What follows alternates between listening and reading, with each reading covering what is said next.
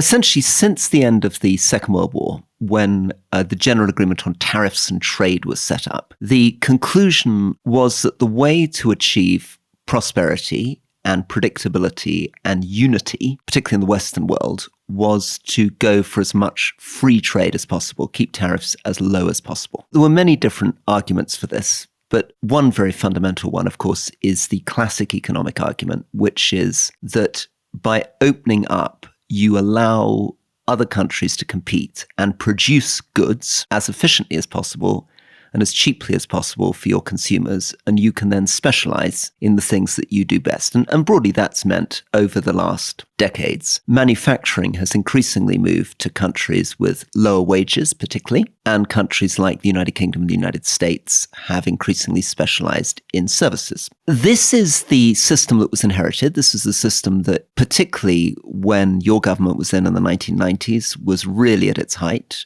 And then a problem emerged. And the problem basically began from a very strong sense in the US and Europe that cheap goods produced from China with cheap labor had meant that many people in the West were losing their jobs and they had a pretty bleak future. And that began to increase pressure on politicians to say, okay, maybe what we should do is return to a much older idea, which was really an idea going all the way back to the 1930s and before, which is put up tariff barriers. And maybe if we did so, we could get our manufacturing jobs off the ground.